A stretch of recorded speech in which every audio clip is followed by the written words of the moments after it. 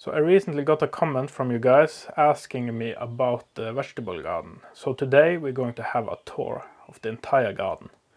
We're going to have a look at the plants we have, where we have planted them and why. We're also going to have a look at what kind of insects we are struggling with and what we do to prevent this. So first on our tour, we start here in our smallest greenhouse. And for those of you that are following our videos may recall that we ended up buying 2 greenhouses last year instead of 1 by accident. But we are using them in different ways.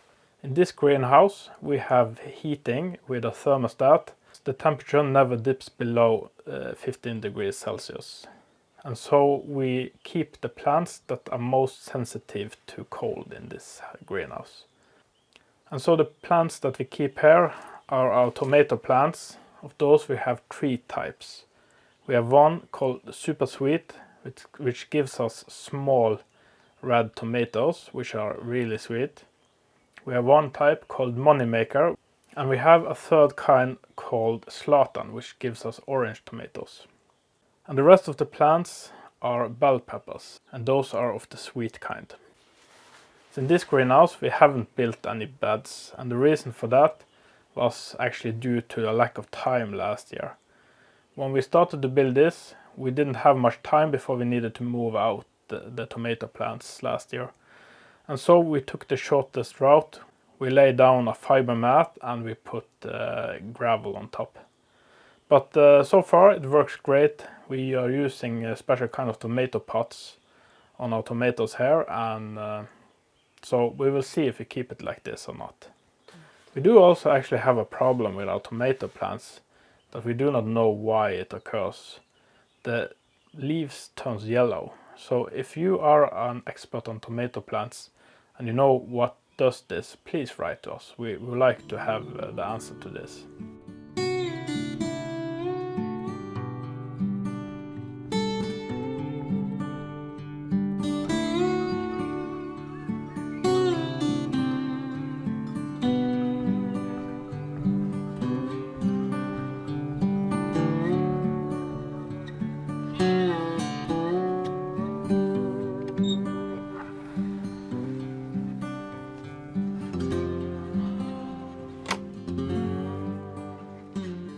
So in these 2 beds we have planted potatoes, and we also had that last year. But last year we only had 1 bed, and we had something called a potato pot. That was a pot that you could separate the inner and outer pot, and you were supposed to be able to pick potatoes when they were mature, but without damaging the plant and keep on picking. But it didn't really work. They dried out really fast, and also when the potatoes are finished the plant is also, so no point in that. So this year we are running 2 beds instead of 1. So in these 2 beds we have the rhubarb that we planted last year. So this is the 2nd year, and on the 2nd year you can actually start to harvest a bit, but not that much. Not until the 3rd year can you take a lot from them. So next year we will have a lot of rhubarb. And in this bed we have different kind of salads. And behind me here it's the carrot bed. So in these 2 beds we have the garlic. And for those of you that watched our video last year when we planted garlic, we actually put 1 whole garlic straight in the ground. And of course that didn't work out, because you are only supposed to plant 1 and 1 garlic fed. So this year we have done it correctly, and also we planted these in the fall as you are supposed to do, and not in the spring. So I'm a bit curious to see how this will work. So in these 2 beds we have planted cauliflower, and this is actually the first year that we have tried out those, so I'm a bit curious to see how this works. So in these beds we have the artichokes. And if you saw our video last year, you may recall that we also tried out the artichokes then. But we started them in the basement, and it was way too cold. And so when we planted them out in the spring, they were really small. And they never even got this big as they are now in the fall. So We have started them a lot better this year, so I'm hoping that this works. I've never actually tasted artichokes, so I'm a bit curious to see how they taste. So this bed and all the way from there is onions. And last year we actually had onions for about half a year with what we planted. And so this year we have planted twice as much, and our goal is to be self-sufficient the entire year with our own onions. So that's what we are hoping for. And these small plants are actually beets. So this is the first year we have planted those. And if you're wondering what this behind me is, it's actually for the beans to climb against. So this year we have two types. We have this called farmer's beans, and we have another Italian type which actually gives beans with pink spots. So we'll see if we can get those as well. So in this bed it's the same as the other one except for these. These are leeks. So in this last bed we have pumpkin, and that's actually the first time we have tried to grow one of these. This plant doesn't look too healthy. I'm not really sure what we are doing wrong here. They are supposed to have a lot of nutrients in the dirt. And we have tried to give it compost dirt, which should be full of nutrients.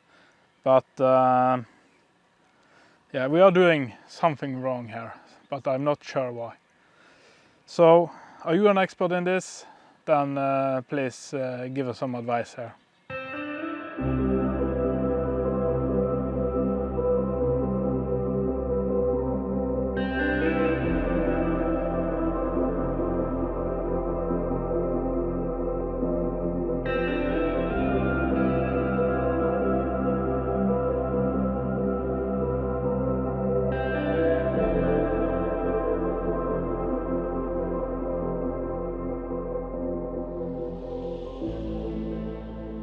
So we are now in our largest greenhouse, and this is actually the first year that we have planted anything here.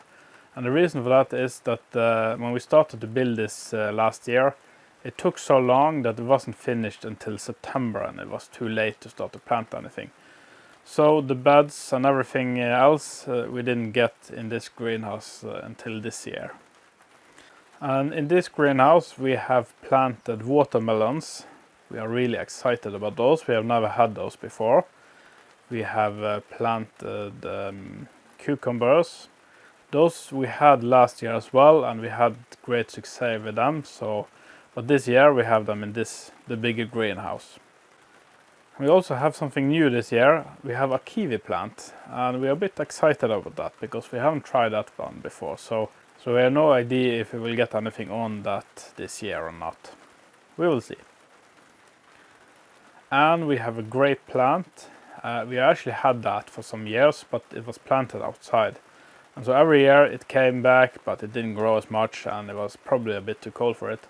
So now we have moved it to the greenhouse, and we'll see if that helps. We have also planted some carrots, but those don't really need to be in a greenhouse. And the only reason why they're here is because it was a free bed that we weren't planning on using to anything. So that's why they ended up here. And then we have some dill, and that is probably a bit too late for us to start eating from this plant because it's way too large. And then we have some basil, and the last plant we have in here is paprika, and that's the same kind as we had in the other greenhouse.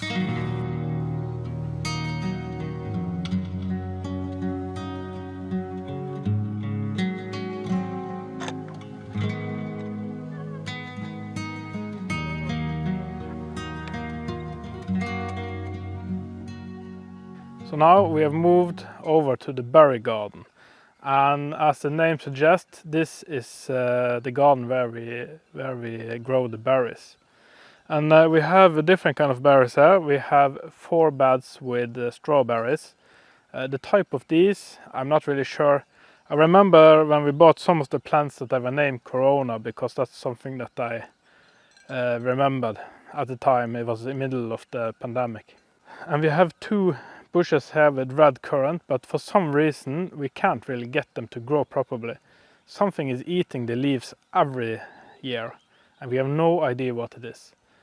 Do you know what eats the leaves of red currant bushes? Then please let us know. And then we have a bush with black currant, and that's actually a plant that we rescued from the barn. So it's an old bush that has been here for who knows how long, and we will see if we will get something on this or not. So now we are with the newest addition to our berry garden, and that is the blueberry bushes. And we planted these for only a few weeks ago. So if you have seen our videos, you're probably familiar with those. And that is 3 types. This is called blue crop, this is called duke, and this is called spartansk. And the reason why we have chosen 3 different kinds is that we have read that if you put those together, you will get more berry on each bush. And that is the reason why we have them. And so also one of the questions that we got was if we are plagued with the brown snails that are eating our crops. And we are actually not. I've never seen those out here. Those are really common in Norway right now, but in this area I've never seen one. I've seen the black ones and the white ones, but never the brown ones. So when it comes to snail eating our crops, this is actually not a problem here. And other types of insects as well, except for those that are eating our red currant bushes. I have no idea what that is. We haven't had a lot of problems with insects. Now we do have a lot of those yellow ants, but I'm not sure if they actually eat crops or not. So if you know anything about that, then let us know. So then I hope that I've answered some of the questions about our vegetable garden. And if you guys have more, then don't hesitate to contact us. And also if you just want to say hi, or if you have some tips about what we are doing here. So thank you for watching. I will be seeing you guys on the next video. Bye.